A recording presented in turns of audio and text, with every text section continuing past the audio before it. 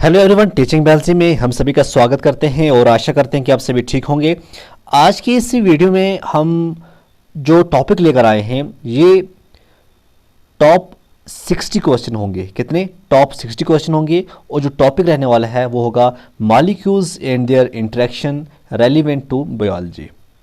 अगर आप किसी भी कॉम्पिटिटिव एग्ज़ाम की तैयारी कर रहे हो और आपका जो मेजर सब्जेक्ट है वो जूलॉजी है, तो उसमें आपका बड़ा इंपॉर्टेंट बनता है कि इससे बहुत क्वेश्चन जो हैं हर साल देखे गए हैं। अगर हम नेट ही की बात करें, जो CSER नेट होता है या सेट का एग्ज़ाम होता है, तो बहुत से क्वेश्चन जो हैं यहाँ से लिए जाते हैं। अभी हम जो 60 क्वेश्चन करेंगे, जो आप वीडियो देख रहे हैं, इसमें आपको बताना है कि आपके कितने क्वेश्चन करेक्ट हैं। ओके, जैसे यहाँ पे हमारा पहला क्वेश्चन है, enzymes are nowadays used extensively in bio processing industries. क्या बोल रहे हैं कि जो एंजाइम्स होते हैं आजकल आप देखते हैं कि बायो प्रोसेसिंग इंडस्ट्री में एंजाइम का बहुत ज़्यादा रोल रहता है। ठीक है, तो इसमें हम बात करेंगे। अगर हम यहाँ पे जो मेंशन किया गया है, यहाँ पे दो एंजाइम 1 और एंजाइम 2 यहाँ पे आप देख सकते हैं कि यहाँ पे एंजाइम 1 और एंजाइम 2 है। यहाँ पे लिखा है कि जो एंजाइम 1 है इसमें से आपको ये बताना है इस एंजाइम में used for treatment of hides to provide a finer texture in leather processing and manufacture of glue। manufacture of glue में की बात करें या leather processing की बात करें, इस एंजाइम में कौन सा एंजाइम जो है इस्तेमाल होता है। उसके बाद एंजाइम सेकंड में क्या कहा गया है, कौन सा एंजाइम है जो यूज़ होता है for clarification of fruit juices. Fruit juices का क्लैरिफिकेशन किस तरह से किया जाता है ये आप बेहतर जानते होंगे। और एंजाइम कौन सा इस्तेमाल होता है हमें यहाँ पे बताना है, ताकि हमारे पास जो करेक्ट आंसर जो आए वो करेक्ट आए। यहाँ पे पहला ऑप्शन है प्रोटेस के आगे जो ऑप्शन है वो है एमाइलेस। ऐसा तो है नहीं, प्रोटेस तो मान लिया लेकिन एमाइलेस नहीं होता है। यहाँ पे दूसरा ऑप्शन है प्रोटेस के साथ है पैक्टिनेस। यस, प्रोटेस जो है ये treatment of hides to provide a final texture किसके लिए, इन लेदर प्रोसेसिंग के लिए, मैन्युफैक्चर ऑफ ग्लू के लिए। ये ठीक है, जिसको आप याद रखना। और जो पैक्टिनेस होता है एंजाइम, ये यूज़ होता है for clarification of fruit juices. ठीक है, तो ये इसका आंसर है। इसी तरह से दूसरा क्वेश्चन यहाँ पे क्या है, दूसरा क्वेश्चन जो है यहाँ पे मेंशन है, अगर हम बात करें फास्फोराइलेशन किसकी, ADP टू ATP, ये ओकर होता है through energy metabolism comprising oxidative phosphorylation और photo phosphorylation in plants. Okay, इसमें बताया जा रहा है जो ATP होता है can also be formed from ADP through the action of adenylate kinase. यहाँ से भी जो है ATP जो है फॉर्म होता है फ्रॉम ADP। ऊपर से आपने देख लिया through energy metabolism comprising oxidative phosphorylation और फोटो फास्फोरिलेशन इन प्लांट्स की बात करें। क्रिस्टल जो structure determination of adenylate kinase show करता है, C terminal region has the sequence. उसका जो C टर्मिनल सीक्वेंस होता है वो ऐसा होता है, वैलिन एस्पिरिन यहाँ पे वैलिन, ठीक है ना। तो सिस्टीन, थायरीन, हिस्टडीन, ल्यूसिन। तो आपको देखना है कि यहाँ पे what can be possible confirmation of the sequence. अगर आप इस सीक्वेंस को देख कर चलोगे तो आपको क्या लगता है पॉसिबल कन्फर्मेशन जो होगा सीक्वेंस का वो क्या होगा। पहला ऑप्शन है ए हिलेक्स दैट इज़ नॉट एम्फियाटिक, दूसरा है बीटा हेयरपिन, तीसरा है एम्फीफैटिक हेलिक्स, चौथा है ल्यूसीन जिपर हिलेक्स। तो इसका जो आंसर आएगा वो आएगा एम्फीफैटिक हिलेक्स जो है इसका आंसर आएगा। ठीक है, यहाँ पे मैं ज़्यादा ब्रीफ करने की कोशिश नहीं करूँगा क्योंकि इसमें हमें 60 क्वेश्चन जो हैं इस टॉपिक के लिए मैंने चुने हैं। और आई होप अगर आपको यहाँ से समझ आ जाएगा इतना भी बड़ी बात है। ठीक है, क्योंकि अगर आपको समझना ही है टॉपिक तो आपको अलग से टॉपिक ही पढ़ना पड़ेगा। उस टॉपिक के ऊपर 20 मिनट आधे घंटे का टॉपिक जब पढ़ोगे तभी आपको अच्छी तरह से समझ आ जाएगा। तो अगर आपने टॉपिक पढ़े हुए हैं, आपको कहीं कन्फ्यूजन है, तो यहाँ पर आपकी कन्फ्यूजन जो है वो दूर हो सकती है। इसी तरह से यहाँ पे क्वेश्चन है, यहाँ पे 4 ऑप्शन हैं, आपको बताना है which one of the following non covalent interactions between two non bonded atoms A and B is most sensitive to the distance between them. अब यहाँ पे आपको क्या बताना है, यहाँ पे non covalent interaction between two non bonded atoms A and B is most sensitive to the distance between them, किसके डिस्टेंस में बीच में जो है मोस्ट सेंसिटिव होगा। तो इसमें हमें आपको ऑप्शंस आपके सामने हैं, जैसे यहाँ पे है A and B are uncharged and repel each other, दूसरा है A and B are unchanged and attract each other, तीसरा है A and B are permanent dipoles and are involved in hydrogen bonding, और चौथा है A and B are fully ionized and are involved in salt bridge formation. तो इसका जो answer आएगा वो आएगा A and B are uncharged and repel each other. ठीक है, तो ये होगा आपका क्वेश्चन नंबर तीसरे का आंसर। यहाँ पे क्वेश्चन नंबर 4 है, एक प्रोटीन है 30% alanine, if all the alanines are replaced by glycines तब क्या होगा। क्या बताया जा रहा है कि एक प्रोटीन है उसके अंदर 30% एलेनिन है, अगर हम एलेनिन को रिप्लेस करेंगे बाय ग्लाइसिन्स तो आपके पास जो यहाँ पे ऑप्शन हैं आंसर क्या आएगा। तो इसके यहाँ पे लिखा है B sheet content will increase, नहीं, helical content will increase, helical content भी इंक्रीज नहीं होगा। फिर है there will be no change in conformation, ऐसा भी नहीं है। The alanine substituted protein will be less structured than the parent protein, ये बात सच है। तो इसका आंसर ये आएगा जो एलेनिन सब्स्टिट्यूट प्रोटीन है will be less structured than the parent proteins. Question number 5 को अगर हम देखें, यहाँ पे क्वेश्चन नंबर 5 क्या बता रहा है आपको, विच one of the following base has the largest hydrogen bonding possibility. यहाँ आपके पास जो 4 दिए गए हैं, एडेनिन, ग्वानिन, साइटोसिन, यूरासिल, इसके अंदर में से आपको ये बताना है सबसे ज़्यादा लार्जेस्ट हाइड्रोजन बॉन्डिंग पॉसिबिलिटी किसके अंदर देखने को मिलती है। तो इसका जो आंसर आएगा वो आएगा ग्वानिन। ठीक है ना, ग्वानिन जो है इसका करेक्ट आंसर है। ठीक है, जैसे यहाँ पे क्वेश्चन है what are A B and C in the following reactions. जब आप यहाँ पे ये रिएक्शन देखोगे क्या हुआ है इसमें ग्लूकोज से ग्लूकोज 6 फॉस्फेट बना है। ठीक है, और उसके बाद ग्लूकोज 6 फॉस्फेट से ग्लूकोज 1 फॉस्फेट, ग्लूकोज 6 फॉस्फेट, 6 फॉस्फोग्लाइकोनेट। तो आपको ये बताना है इसमें, जैसे यहाँ पे है ग्लाइकोजन, पायरुवेट, राइबोस 5 फॉस्फेट, दूसरा है ग्लाइकोजन साइट्रेट, राइबोस 5 फॉस्फेट, तीसरा है पायरुवेट, राइबोस 5 फॉस्फेट, ग्लाइकोजन। तो देखिए इसमें सबसे इजी आपको समझना है, कोई मुश्किल है नहीं।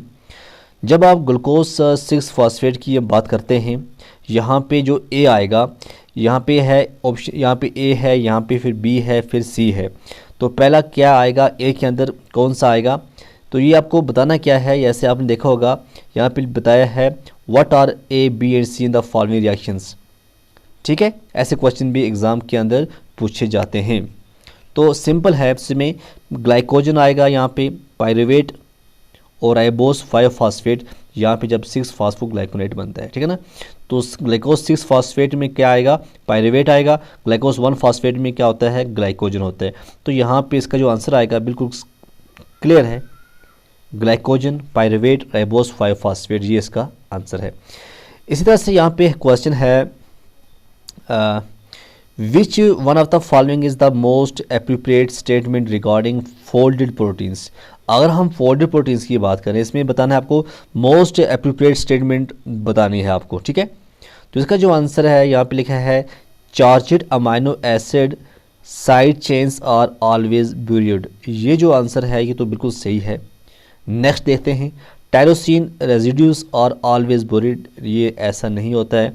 Charged amino acid side chains are seldom buried, ये भी नहीं है। Non polar amino acid side chains are seldom buried, ये भी नहीं है। तो आंसर क्या आएगा, जो charged amino acid side chain होते हैं ये हमेशा आपको बोरिड दिखाई देंगे। ठीक है, तो ये मोस्ट एप्रोप्रिएट स्टेटमेंट है, किसकी बात हम कर रहे हैं, फोल्डेड प्रोटीन्स की बात हो रही है। ठीक है, इस तरह से आपके यहाँ क्वेश्चन क्या है, chirality of DNA is due to, जो आपको कायरलिटी आपको हो या चैरलिटी आपको हो, दो में से कुछ भी कह सकते हैं। Chirality of DNA is due to किसकी वजह से होती है? ये होती है डीऑक्सीराइबोस। ये आपको तो पता ही होगा, ठीक है ना, ये बिल्कुल इजी है। डीऑक्सीराइबोस से क्या होता है? कायरलिटी ऑफ डीएनए होती है, ठीक है ना। The life time of A peptide bond in protein is very large. कितना? 1000 years. Which statement below is incorrect with respect to stability of the peptide bond? Life time की बात कर रहे हैं यहाँ पे। पेप्टाइड बॉन्ड इन प्रोटीन बोलते हैं कि बहुत ज़्यादा है। विच स्टेटमेंट, यहाँ पे कौन सी स्टेटमेंट जो है वो इनकरेक्ट है with respect of the stability to the peptide bond? Question क्या है? आपको बताना है which statement below is incorrect. Correct नहीं, इनकरेक्ट। यहाँ पे पहला है the peptide bond can be hydrolyzed by 6NaCl at 100 Celsius. ये बिल्कुल सही है, ये गलत नहीं है। आपको नोट कीजिएगा, जो पेप्टाइड बॉन्ड होती है वो हाइड्रोलाइज्ड होती है bye 6NaCl at 100 degree Celsius. दूसरी बात क्या यहाँ पे है? The free energy of hydrolysis is negative. बिल्कुल ये भी सही है, ठीक है, ये गलत नहीं है। The free energy of hydrolysis is positive in large. ये गलत है। यहाँ पे हमें इसका आंसर मिल गया। The energy barrier to be crossed to go to the hydrolyze state is large. ये सही है। तो इसका जो आंसर इनकरेक्ट है वो ये है कि जो free energy of hydrolysis is positive in large, ये नहीं है, ये बिल्कुल गलत है। In what way are the glycolate cycle and citric acid cycles linked? अब आपने दोनों साइकिलें जो हैं पढ़ी होंगी। अब ये लिंक किस तरह से करती हैं? इजी क्वेश्चन है, बताइएगा। यहाँ पे पहला ऑप्शन है स्यूसिनेट प्रोड्यूस करता है इन the glycolate cycle enter the citric acid cycle. ये तो बिल्कुल सही है, यहाँ तक जो इसका आंसर है। उसके बाद बताया जा रहा है कि ऑक्सैलो एस्टेट प्रोड्यूस करता है इन the glycolate cycle enters the side. ये गलत है। NADH product in the glycolate cycle enters the citric acid. ये भी गलत है।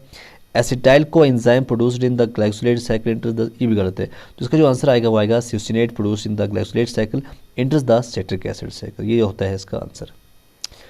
उसके बाद यहाँ पे क्वेश्चन है, आपको बताना है which of the following is not an example of allosteric regulation. जब एलोस्ट्रिक रेगुलेशन की बात होती है तो आप यहाँ बहुत कुछ समझोगे। देखिए यहाँ पे पहला क्वेश्चन, पहला पार्ट क्या है? Regulation of phosphofructokinase by fructose two 6 bisphosphate. ये इसकी एग्जाम्पल है, बिल्कुल ये सही है। एलोस्ट्रिक रेगुलेशन की बात करें, पहला इसका है, लेकिन हमें बताना है नॉट एन एग्जाम्पल। ये तो इसके अंदर आता है। दूसरा क्या बताया जा रहा है? Inactivation of nitrogenase by an ADP ribosylation. बिल्कुल ये गलत है और यही इसका आंसर है। Catabolic representation by CAP in E coli, yes. Regulation of lac operon B allolactose in E coli, yes. तो ये इसके आपको एडिशनल भी पढ़ सकते हैं आप, ये सही हैं, ये तीनों सही हैं, ये गलत है, ठीक है। फिर क्वेश्चन है, अगर हम बात करें in electron transport chain. Electron transport chain में क्या होता है जी? इलेक्ट्रॉन ट्रांसपोर्ट चेन में यहाँ पे लिखा गया है, सिंपली है, जो कॉम्प्लेक्स 1 होता है एंड थर्ड होता है are immobile, while cytochrome C जो है या कोएंजाइम क्यों है, ये मोबाइल होते हैं। यही इसका सामने आंसर आपको दिखेगा पार्ट बी में। क्या बताया जा रहा है? कॉम्प्लेक्स 1 जो होता है और थर्ड होता है, ये इमोबाइल होता है।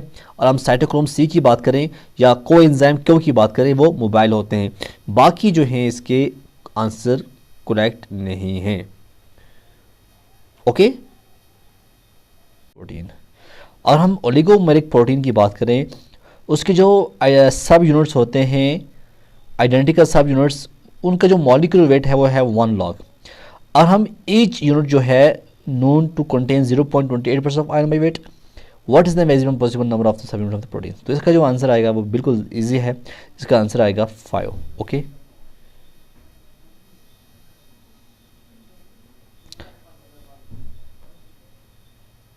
kinetic data, kinetic data for a enzyme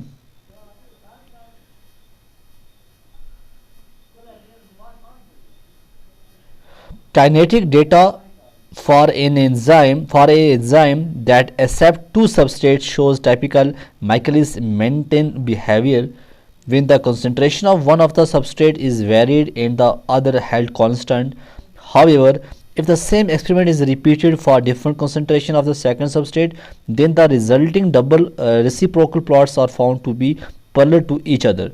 What is the likely kinetic mechanism that consistent with the other observations? तो इसका जो आंसर आएगा वो आएगा ping pong pathway, ping pong pathway आएगा। ठीक है, इसको आप अच्छी तरह से एक बार फिर पढ़िएगा और आपको समझ आ जाएगा जो पिंग पोंग पाथवे है उसको ये डिस्क्राइब करता है। ठीक है, hepatocytes are incubated for 2 hours in physiological medium containing 1 millimole of acetate with 5 logs disintegration per minute dpm of 1 to 14 C acetate. If fatty acids extracted from the hepatocytes contains 5000 dpm, what is the rate of incorporation of acetate into fatty acids? 1 micromoles per hours. तो इसका जो answer आएगा वो आएगा 5.0। कुछ fatty acids ऐसे होते हैं जिनको कहा जाता है कि एसेंशियल हैं because the body can not make them itself. Okay, they must be obtained in the diet. If your diet were deficient in these essential fatty acids, you would not be able to make certain. ठीक है, इसका जो answer आएगा वो क्या आएगा? Fats. Okay, not monosaccharides. You would not be able to make any of the above glycerol molecules. तो fats जो है इसका आंसर आएगा। ठीक है, which of the following is not true cellulose? Question number 18 है कि आपको ये बताना है इनमें से कौन सा ट्रू सेल्यूलोस नहीं है। It is the most abundant organic compounds on earth. क्या ये सच है? नहीं। Its monomers are amino sugars. देखो हमें बताना है नॉट ट्रू। क्या बताना है? Not true. It is the most abundant organic compounds, ये बिल्कुल सही है। हम इसका आंसर इसलिए नॉट ट्रू नहीं कह सकते, ये मोस्ट एबंडेंट ऑर्गेनिक कंपाउंड है ज़मीन के ऊपर। इट्स मोनोमर्स और अमाइनो शुगर्स, बिल्कुल ये गलत है, यही इसका आंसर आएगा क्योंकि हमें बताना है not true. It differs from starch because of the configuration of ग्लाइकोस and the geometry of the glycosidic linkage. बिल्कुल, अगर आप सेलुलोज के बारे में जानना चाहते हैं तो ये जो पॉइंट है ये आपको नोट करना ही होगा। It may be hydrogen bonded to neighbouring cellulose molecules to form microfibrils. बिल्कुल ये भी सही है। तो नॉट जो है ट्रू वो यही है कि मोनोमर्स जो हैं वो अमाइनो शुगर्स यहाँ पे लिखा है, ऐसा नहीं होता है। अब यहाँ पे है difference between the system involved in the alpha oxidation of fatty acids and in their biosynthesis includes the. क्या बताना है? differences between the system involved in the alpha oxidation of fatty acids and in their biosynthesis include the। वो क्या include करता है? पहला है intracellular location of the enzyme involved, nature of the thiol acid carrier, oxidation reduction state of required pyridine nucleotide cofactor, participation of high energy phosphate bond। तो इसका जो answer आएगा वो क्या आएगा? आपको क्या लगता है? देखिए ये सभी सही हैं, ये भी सही है, ये भी, ये भी, ये भी। तो इसका जो आंसर आएगा वो आएगा 1, 2, 3 and 4। ओके,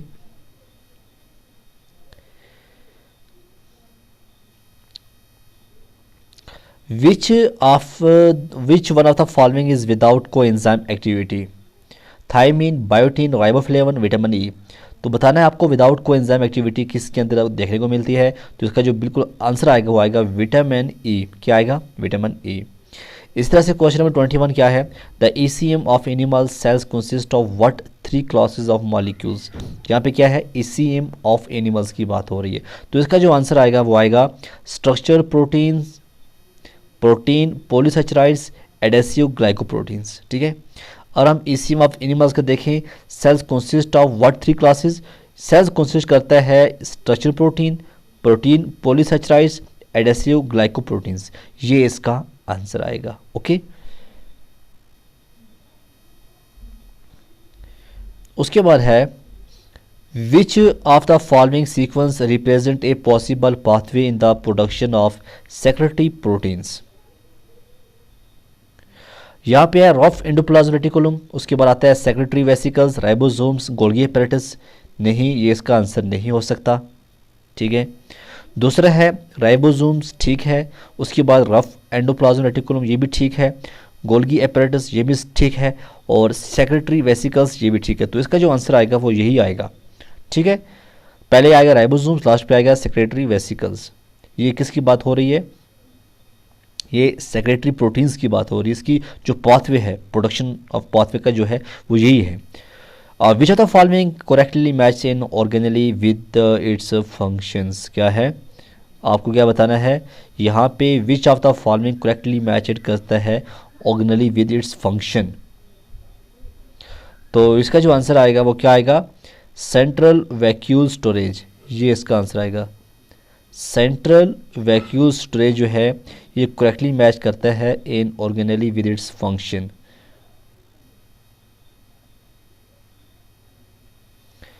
उसके बाद क्वेश्चन नंबर 24 की बात करें। पॉलीटीन क्रोमोसोम आपने पढ़ा ही होगा। इज जनरेटेड ड्यू टू, ये किसकी वजह से जनरेट होता है? पॉलीटीन क्रोमोसोम की बात करें तो इसका जो आंसर आएगा वो आएगा जब रिपीटेड डीएनए रेप्लिकेशन होती है विदाउट सेग्रीगेशन क्रोमोसोम्स। ठीक है, ये इसका आंसर आएगा। पॉलीटीन क्रोमोसोम्स जो हैं वो जनरेट किस तरह से होते हैं? Due to repeated DNA replication होती है विदाउट सेग्रीगेशन क्रोमोसोम। ये इसका बिल्कुल इजी क्वेश्चन आंसर है। ठीक है ना। क्वेश्चन नंबर 25, मैंने बताया आपको कि 60 क्वेश्चन लेकर मैं आया हूं और आपके 60 में से जो क्वेश्चन नंबर 25 है वो क्या है? Which of the following correctly matches a phase of the cell cycle. Cell cycle के अंदर आपको दिखाना है ये कौन सा जो है करेक्टली मैच करता है। ठीक है ना। जैसे यहां पे लिखा हुआ है G1, उसके बाद इमीडिएटली फॉलो सेल डिवीजन, यहां तक तो ठीक है। दूसरा क्या कहता है? G2 सेल डिवीजन नहीं, S immediately precede cell division नहीं, M डुप्लीकेशन ऑफ डीएनए नहीं। तो जो इसका पहला है ये करेक्टली मैच करता है phase of the cell cycle. G1 के बाद इमीडिएटली जो होता है सेल डिवीजन स्टार्ट हो जाती है। तो इसका जो आंसर आएगा वो आपका ऑप्शन ए जो है यही इसका आंसर है। ओके, 26 की बात करें। क्वेश्चन नंबर 26 क्या कहता है? It is difficult to observe individual chromosomes with a light microscope during interphase because. Interphase के टाइम लाइट माइक्रोस्कोप के अंदर भी क्रोमोसोम को ऑब्जर्व करना बड़ा मुश्किल होता है। क्यों होता है? डिफ़िकल्ट क्यों होता है? बिकॉज इसका जो आंसर आना चाहिए वो क्या आना चाहिए? Because they have uncoiled to from long thin strands. यही यहाँ पे इसका आंसर आएगा। इसी वजह से ये थोड़ा डिफिकल्ट होता है। Which are the following statement about DNA polymerase is incorrect. अब यहाँ पे हमें बताना है इनकरेक्ट कौन सा है। जैसे यहाँ पे लिखा है it is able to proof read and correct of errors in its base pairing in fungi, ये बिल्कुल सही है। अगर हम डीएनए पॉलीमरेज की बात करें, it is able to proof read and correct for errors in its base pairing in fungi. उसके बाद कहता है it is unable to join the free nucleotides unless an RNA primer is present, ये भी बिल्कुल ठीक है। तीसरा कहता है ये it only works in the 3 to 5 directions, ये भी बिल्कुल सही है।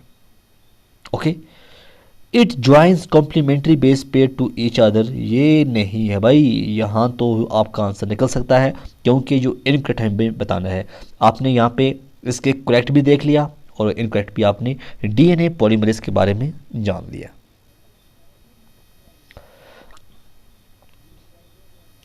Most eukaryotic pre-mRNAs are matured by which of the following modification to their ends? Most eukaryotic pre-mRNA देखेंगे हैं वो मैच्योर होते हैं कौन सी मॉडिफिकेशंस जब उनके एंड्स में होती है? तो इसका जो आंसर आएगा वो आएगा addition of a GMP to the 5 end, बिल्कुल ये आंसर तो ठीक है। Cleavage and polyadenylation to create the 3 end, यहाँ पहला ही हमें लगता है यही इसका आंसर आएगा, क्योंकि यहाँ पे बिल्कुल ये सही बताता है। Capping at the 5 end cleavage and polyadenylation of the 3 end, ये नहीं आएगा। Addition of a guanine residue to the 5 end, ये भी नहीं आएगा। Addition of a GMP of the 3 end, ये भी है। तो इसका आंसर ये आएगा जो पहला जो है, ठीक है। 29 क्या कहता है, अगर हम सेल की बात करें, undergoing meiosis produce 4 daughter cells, 2 of which are aneuploids while 2 are haploid, this can occur due to। जब एक सेल के अंदर मियोसिस होती है वहाँ पे 4 डॉटर सेल्स बनते हैं, 2 उसमें से एन्यूप्लॉइड्स होते हैं, 2 उसके अंदर हैप्लॉइड होते हैं। क्यों होते हैं? This can occurs due to, किसकी वजह से वो होते हैं? तो इसका जो आंसर आएगा वो आएगा non disjunction during second meiotic division only. तो यहाँ इसका आंसर यही आएगा, ठीक है। अब लैक ऑपरान के ऊपर क्वेश्चन आ गया। Lac operon in E coli is controlled by both the lac repressor and the catabolite activation protein CAP। In an in vivo experiment with lac-operon, the following observations were made. CAMP levels are high. Repressor is bound with allolactose. CAP is interacting with RNA polymerase. आपको बताना है which one of the following conclusion is most appropriate based on the above observations। तो इसमें इसका जो answer आएगा वो आएगा glucose is absent and lactose is present, ठीक है। Glucose and lactose are present, ऐसा नहीं होगा। Glucose is present and lactose is absent, ये भी नहीं होगा, बल्कि ग्लूकोज एब्सेंट होगा और जो लैक्टोज होगा वो प्रेजेंट होगा। तो ये है लैक ओपरान ई कोली के बारे में। For continuation of protein synthesis in bacteria, जो राइबोसोम्स हैं need to be released from the mRNA as well as to dissociate into subunits. These needs the following possible conditions। क्या कहता है? For continuation of protein synthesis in bacteria, जो ribosomes होते हैं need to be released from कहाँ से? mRNA, और as well as to dissociate into subunits। अब these जो needs होती हैं following possible conditions, कौन सी? पहला यहाँ पे लिखा है in intrinsic activity of ribosomes and in uncharged tRNA are required। पहला ये लिखा है इसमें, ठीक है। दूसरा लिखा है if one promotes dissociation of ribosomes। तीसरा है RRF and EFG aid in this process। चौथा है IF3 and IF1 promote dissociation of ribosomes। आपको बताना है इसमें से कौन सा सही है। देखिए, और हम बात करें यहाँ पे, पहले ही से आपको जो इसका आंसर यहाँ पे मिल गया होगा, जो RRF है और EFG है ये इसके अंदर ऐड करते हैं। तो यहाँ हम देखिए तीसरा कहाँ पे आता है, अब तीसरा यहाँ भी आता है तो यहाँ भी आता है। अब हमें देखना है फोर्थ जो है IF3 एंड IF1, ये प्रमोट करते हैं डिसोसिएशन ऑफ राइबोसोम्स, ये भी सही है। तो इसका जो आंसर आएगा वो आएगा थर्ड एंड फोर्थ, डी जो है इसका आंसर आएगा। अगर हम बात करें, एक पर्सन है वो सफ़र होता है from glucose 6 phosphate dehydrogenase deficiency का, is found to be resistance to, किस से वो रेजिस्टेंट है? देखना, a person suffering from glucose 6 phosphate dehydrogenase deficiency is found to be resistant to, तो इसका जो आंसर आएगा वो क्या आएगा? Resistant to Plasmodium. ओके, इस तरह से क्वेश्चन नंबर 33 है, 5 carbon units common between chlorophyll, vitamin A and vitamin के इज़। 5 कार्बन जो यूनिट्स होते हैं ये कॉमन रहते हैं between chlorophyll, vitamin A and vitamin के इज़। किसके अंदर? ऑप्शंस आपके सामने हैं, आइसोपरीन, ग्रेनेडिनोग्रुप्स, फिनाइल ग्रुप्स, पेंटोस रिंग। तो इसका जो आंसर आएगा वो आएगा आइसोपरीन, ठीक है। आइसोपरीन इसका आंसर आएगा, बड़ा इंपॉर्टेंट है। इस तरह से है stability of DNA is decreased bye, जो स्टेबिलिटी होती है डीएनए की वो किस तरह से डिक्रीज होती है, उसको कौन करता है? जो स्टेबिलिटी होती है डीएनए की वो डिक्रीज्ड बाय, इसका जो आंसर आएगा वो आएगा डाईमिथाइल फॉर्मेल्डिहाइड, ये इसका आंसर आएगा। डाईमिथाइल फॉर्मेल्डिहाइड जो है stability of DNA is decreased bye dimethyl formaldehyde. People exposed to a high altitude are recommended to have. People exposed to high altitudes are recommended to have. तो इसका answer क्या है? Potassium but limited intake of sodium. ये बिल्कुल इसका correct answer है। Vitamin C की जो डिफिशियंसी होती है इज नॉट एक्सपेक्टेड टू, पहला है इफेक्ट प्रोलीन हाइड्रोलाइजेशन, ये नहीं है। स्टेबलाइज कोलेजन ट्रिपल हिलेक्स, बिल्कुल ये है। डीस्टेबलाइज कोलेजन ट्रिपल हिलेक्स नहीं है। काज थिनिंग ऑफ ब्लड वेसल्स नहीं है। ठीक है, तो विटामिन सी डिफिशियंसी जो है is not expected to stabilise collagen triple helix जो है इसका यहाँ पे आंसर आएगा।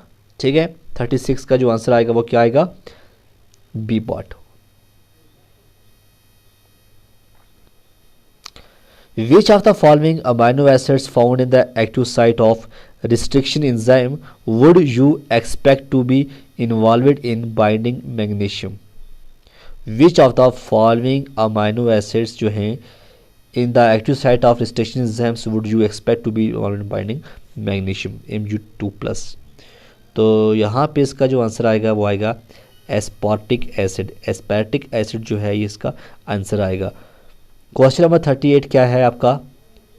क्वेश्चन नंबर 38 है the guanidine group of an amino acid is useful for the prevention of the aggregation of the alpha beta peptide involved in Alzheimer disease. The amino acid is, आप जानते हैं Alzheimer disease क्या होता है? जिसको भूलने की बीमारी कहते हैं उसको अल्जाइमर कहते हैं। ठीक है, बाकी आप इसके ऊपर पढ़ लेना। 38 का जो आंसर आएगा वो आएगा अर्जिनिन। अर्जिनिन जो है इसका सही आंसर है। The guanidine group of amino acid is useful for the prevention of the aggregation of the alpha beta peptide involved in Alzheimer disease. The amino acid जो होगा वो होगा अर्जिनिन। ठीक है, ये इसका आंसर है। What is the maximum number of isozymes that can exist for a heterodimeric protein that consists of combination of 4 different polypeptides? ठीक है, क्वेश्चन क्या कहता है? What is the maximum number of isozymes जो क्या करते हैं? exist for heterodimeric protein consist of combination of 4 different polypeptides। तो इसका जो आंसर आएगा वो आएगा 6। क्या आएगा? 6 इसका करेक्ट आंसर आएगा। Fatty acyl coenzyme A desaturase which introduce a double bond in a saturated fatty acids is a। तो अब ये क्या है? क्या कहता है? Fatty acyl coenzyme which introduces a double bond in a saturated fatty acids। तो इसका जो आंसर आएगा वो आएगा मिक्सड फंक्शन ऑक्सीडेज। ये इसका आंसर आएगा। ठीक है, क्या आएगा? Mixed function oxidase. Question number 41 है motifs that can form alpha beta horseshoes conformations or rich with which protein residue। तो इसका जो आंसर आएगा वो आएगा ल्यूसीन। ये इसका करेक्ट आंसर होगा। फिर है जी which of the following wrongly describe protein domains. Proteins domains के बारे में आपको यहाँ समझ आ ही जाएगा सही क्या है रॉन्ग क्या है। हमें बताना है रॉन्गली जो डिस्क्राइब हुआ है यहाँ पे वो हमें बताना है। जैसे ये है they are separated by linker regions. बिल्कुल, अगर आप प्रोटीन डोमेन के बारे में कुछ नहीं जानते हैं तो आप जानिए ये सेपरेट होते हैं by linker regions. Defined as independently foldable units, ये भी सही है। They are stable structures as compare to domains, ये भी सही है। They are made up of 1 secondary structure, ये गलत है। तो इसका जो आंसर आएगा वो आपका ये आएगा they are made up of 1 secondary structure, ये रॉन्गली डिस्क्राइब हुआ है। One of the following nucleic acids has a left handed helix. अब हमें दिखाना है लेफ्ट हैंडेड हिलेक्स के बारे में। तो आपका जो आंसर आएगा वो आएगा यहाँ पे ऑप्शन है ARNA, ZRNA, micro DNA, tRNA। तो आंसर की बात करें वो आएगा ZRNA। ZRNA में क्या होता है? न्यूक्लिक एसिड होता है लेफ्ट हैंडेड हिलेक्स। इसी तरह से क्वेश्चन नंबर 44 है which of the following is true about ZDNA हिलेक्स। ZDNA की बात करें हम, सर डीएनए में क्या आएगा, ये आएगा it has alternating GC sequences. ठीक है, जर डीएनए एलेक्स की बात करें, ये इसका ट्रू है। It tends to be found at the 3 end of the genes, ये गलत है। It has fewer base pace pattern, ये भी गलत है। It is a permanent conformation of DNA, ये भी गलत है। तो आंसर इसका क्या है, it has alternating GC sequences, ये इसका करेक्ट आंसर है। इस तरह से क्वेश्चन नंबर 45 जो है वो है number of nucleotide in A tRNA chain length is. और हम न्यूक्लियोटाइड टीआरएनए की बात करें, उस चेन की लेंथ कितनी होती है, इसका जो आंसर आएगा वो आएगा 75 to 90। कितना आएगा, 75 to 90 जो है इसका आंसर आएगा। इस तरह से है the mRNAs are transcribed from non proteins encoding genes and are typically dash dash nucleotides long. तो इसका जो आंसर आएगा वो आएगा 20 to 25 आएगा। विच of the following nucleotides is not present in DNA, DNA के अंदर कौन सा जो है न्यूक्लियोटाइड प्रेजेंट नहीं होता है। यहाँ पे ऑप्शंस आपके सामने हैं। इसका यहाँ पे लिखा है एएमपी होता है। दूसरा कहता है यहाँ पे यूएमपी ये नहीं होता है, यही इसका आंसर आ गया। सीएमपी भी होता है और जीएमपी भी होता है, तो यूएमपी जो है ये नहीं होता है। 48 क्वेश्चन नंबर क्या है, which of the following involves in carrying genetic information from DNA from protein synthesis. बिल्कुल इजी है, आई होप आपको ये आता भी होगा। mRNA जो है इसका आंसर आएगा। mRNA की बात करें, involves the carry genetic information from DNA for protein synthesis. इसी तरह से जो 49 क्वेश्चन है, the sugar molecules in A nucleotide is, जो शुगर मॉलिक्यूल होता है एक न्यूक्लियोटाइड के अंदर वो क्या होता है, वो होता है पेंटोस। क्या होता है, पेंटोस। ये भी आपने पढ़ा होगा। एडिनाइन नहीं होता है, टेट्रोस नहीं होता है, साइटोसिन नहीं होता है, तो शुगर मॉलिक्यूल्स होता है अगर न्यूक्लियोटाइड की बात करें वो पेंटोस होता है। इस तरह से क्वेश्चन नंबर 50 है, name the secondary structure of tRNA. TRNA की अगर हम बात करें, इसका सेकेंडरी स्ट्रक्चर क्या है, वो होता है क्लोवर लीफ। क्लोवर लीफ आपने पढ़ा ही होगा, ये सेकेंडरी स्ट्रक्चर होता है टीआरएनए का, बड़ा इंपॉर्टेंट है। Not triple helix, not duplex, not T shaped, तो क्लोवर लीफ जो है इसका करेक्ट आंसर है। क्वेश्चन नंबर 51 है, what is the proportion of ATP produced by oxidative phosphorylation. तो प्रोपोर्शन जो होता है ATP produced by oxidative phosphorylation, इसका जो आंसर आएगा वो आएगा 60%। Major source of energy to perform cellular function such as exocytosis, endocytosis, movements in transmission of neural impulse is, तो इसका जो आंसर आएगा वो आएगा एटीपी। ठीक है। क्वेश्चन नंबर 53 क्या कहता है आपको, ये कहता है which of the following is the formula of for pH calculation. PH calculation के लिए आपका फार्मूला क्या होता है, वो होता है ये log 10 हाइड्रोजन प्लस, ये आता है माइनस log n। ठीक है। Pure water is known to be which of the following. Pure water की अगर हम बात करें, प्योर वाटर इजी होता है, मुश्किल नहीं है इसका। क्या आएगा, वीक इलेक्ट्रोलाइट्स होते हैं प्योर वाटर के अंदर। इलेक्ट्रोलाइट्स नहीं, स्ट्रॉन्ग इलेक्ट्रोलाइट्स नहीं, नाइदर वीक नॉट स्ट्रॉन्ग नहीं, बल्कि वीक इलेक्ट्रोलाइट जो है इसके अंदर ऐसा देखने को मिलता है। और which factor that rate constant of reactions does not depends upon, किस पे होता है, एनर्जी पे नहीं, concentration of reactants in products yes, catalyst नहीं, एक्टिवेशन नहीं। तो आपको बताना है डज नॉट डिपेंड अपॉन, यही इसका आंसर आएगा।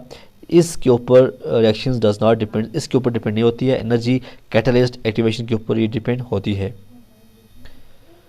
क्वेश्चन नंबर 56 क्या है, ए piston cylinder contain 50 kg of water at 200 kPa with volume 0.1 m3, stops in a cylinder restricts that the enclosed volume to 0.5 m3, the water is now heated to 200 degree Celsius, find the work done by the water.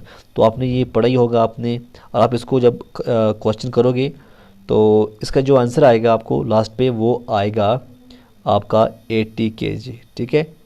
Which of the following molecule is not capable of hydrogen bondings. यहाँ पे अगर हम बात करें कौन सा molecule जो है not capable of hydrogen bonding, तो ये भी ईजी है, वो है CH4। HF होता है, NH3 भी होता है, CH3COH भी होता है, तो CH4 जो है ये molecule is not capable of hydrogen bonding. Which of the following forms of lipids are also referred as neutral lipids. कौन सा इसमें से फॉर्म ऑफ लिपिड्स होती है जो रेफर्ड एज न्यूट्रल लिपिड्स, तो इसका जो आंसर आएगा वो आएगा ट्राई असाइल ग्लिसरॉल। क्या आएगा? Try acyl glycerol. ट्राईग्लिसराइड नहीं आएगा, हाइड्रोफोबिक नहीं आएगा, स्पिंगोलिपिड्स नहीं आएगा, तो इसका आंसर आएगा ट्राई असाइल ग्लिसरॉल। ठीक है। उसके बाद है जी megaloblastic anaemia is caused due to deficiency of. और हम क्वेश्चन नंबर 59 देखें, मेगालोब्लास्टिक एनीमिया होता है, ये काज होता है ड्यू टू डेफिशिएंसी ऑफ, किसकी डेफिशिएंसी से होता है? वो होता है फोलिक एसिड। क्या होता है? फोलिक एसिड की डेफिशिएंसी से मेगालोब्लास्टिक एनीमिया जो है वो काज होता है। तो आज का लास्ट क्वेश्चन क्या है? आपको कैलकुलेट करना है G degree for the isomerization of dihydroxyacetone phosphate DHAP, 2 glyceryl aldehyde, 3 phosphate GAP। जो ये रिएक्शन होती है takes place in glycolysis at equilibrium. The ratio of GAP DHAP इज 0.0475 एट 25 डिग्री सेल्सियस। ये बनता है 298 केल्विन एंड pH जो है वो 7 है।